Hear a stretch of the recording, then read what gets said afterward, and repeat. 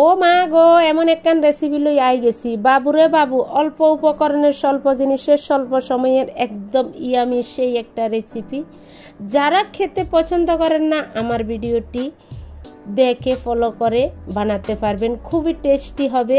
বিশেষ করে আমার বেরছালার ভাইদের জন্য আমি আজকে রেসিপিটি আপনাদের কাছে তুলে ধরলাম। দেখতে থাকুন কি হতে চলেছে। একদম অন্যরকম একটা রেসিপি, অন্যরকম একটা উপকরণ রেসিপি আপনাদের কাছে আজকে তুলে ধরবো। দেখতে থাকুন কি হতে চলেছে। দেখার সাথে সাথে please like, comment, share and subscribe করে দেবেন।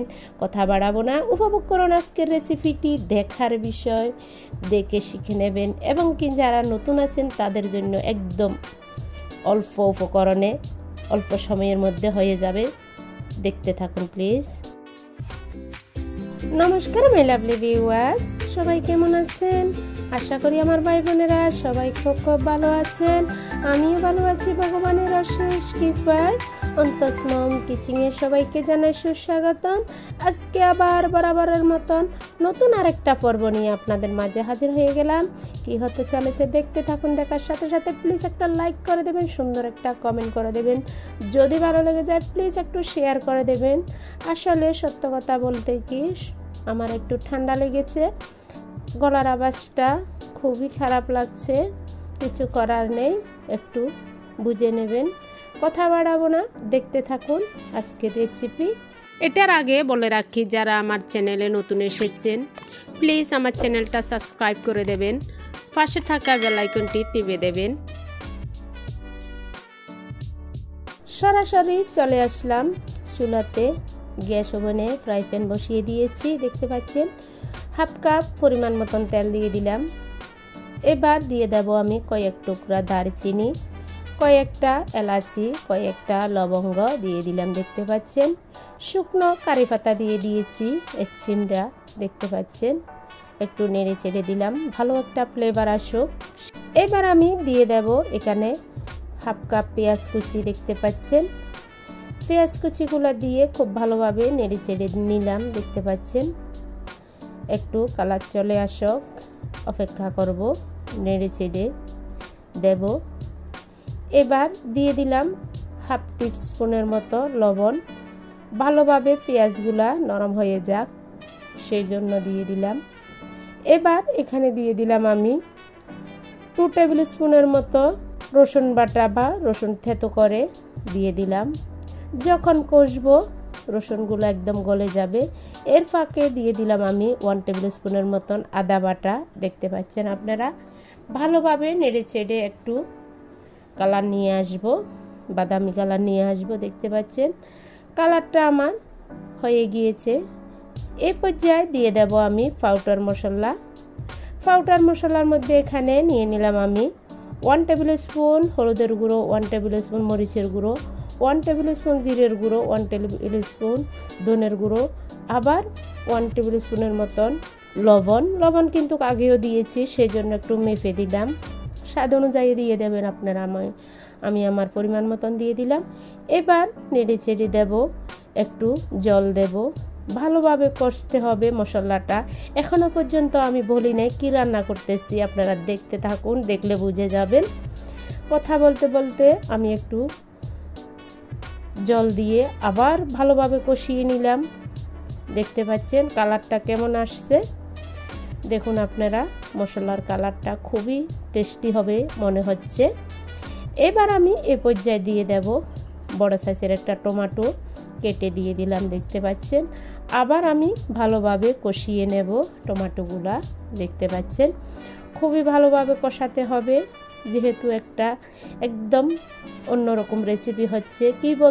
কি বলবো এখনো ভাবতে পারছি না কি রান্না করতেছি। আসলে আমি রান্না করতেছি ছাগলের মাথার মগজ, সেই জন্য কে খেতে পছন্দ করে না করে সেটা আমি জানি না। আজকে আমি একদম নতুন রান্না করেছি, কখনো খাইনি, এখন রান্না করতেছি, খাবো, টেস্ট বুঝবো। আসলে কথা বলতে বলতে আমি একটু ডেকেও দিয়েছি, আমি সেটা আর দেখালাম না। খুব সুন্দর কষানো হয়েছে, এই যে দেখুন মশলাগুলা কষাতে হবে, কেন কি যেহেতু এই মগজগুলো একদম নরম, সেই জন্য মশলাটা ভালোভাবে কষাতে হবে।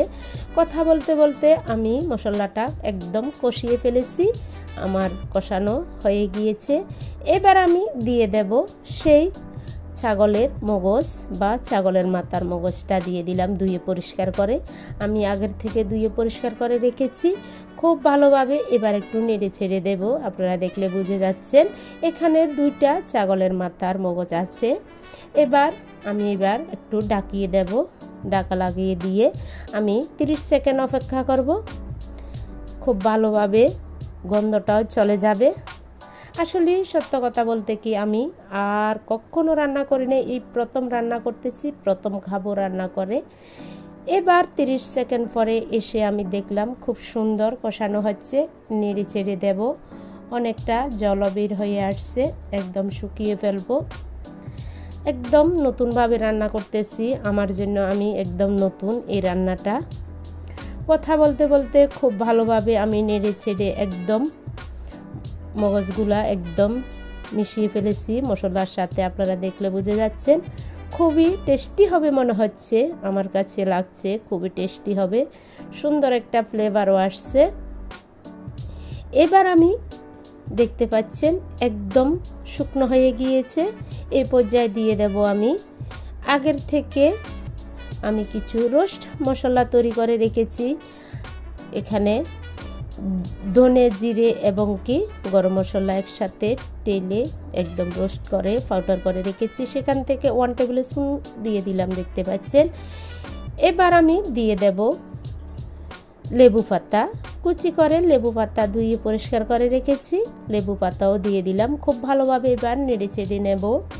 ধনে পাতা দিলাম না, ধনে পাতা দিলে লেবু পাতা এবং ধনে পাতা 2টার ফ্লেভার অন্যরকম হয়ে যাবে, সেজন্য আর ধনে পাতা দিলাম না, আমি লেবু পাতাই দিলাম, খুব ভালো ফ্লেভার আসবে।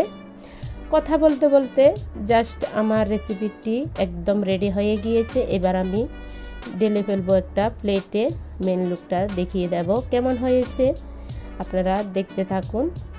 এই যে দেখুন আমি প্লেটের মধ্যে একদম বেড়ে নিয়েছি, দুপুরবেলায় গরম গরম ভাতের সাথে খাবো সেই একটা ব্যাপার। যেহেতু আমি প্রথম রান্না করেছি, প্রথম আমার জন্য নতুন, সেই জন্য উপর দিয়ে এবার একটু লেবু পাতা বসিয়ে দিলাম দেখার সুন্দরের জন্য। এই যে দেখুন কত সুন্দর হয়েছে আমার রেসিপিটি, একদম ইয়ামি হয়েছে, খেতেও কিন্তু খুব টেস্টি হয়েছে। যেহেতু আমি কখনো খাইনি, খুব ভালো লেগেছে, আপনারা ট্রাই করবেন এইভাবে মগজ রান্না করতে, তেমন একটা খারাপ না, খুবই টেস্টি। ছাগলের মাথার মগজ যে রান্না করতে পারে সেই খুবই টেস্ট বুঝে গিয়েছে। এবার দেখুন কত সুন্দর। আজকের মতন আজকের এই রেসিপি এখানে সমাপ্ত করলাম। আমার রেসিপিটি আপনার কাছে কেমন লাগলো প্লিজ কমেন্টে জানিয়ে দেবেন, আর আমার ভিডিওটি ফলো করতে পারেন যারা নতুনত্ব আছেন। আজকের মতন আজকের ভিডিও এখানে সমাপ্ত করলাম। নতুন একটা ভিডিও, নতুন একটা রেসিপি নিয়ে আপনাদের মাঝে আবার হাজির হয়ে যাব। ততক্ষণ পর্যন্ত সবাই ভালো থাকবেন, সুস্থ থাকবেন। সবাইকে জানাই টাটা, বাই বাই, নমস্কার, জয় ডিম।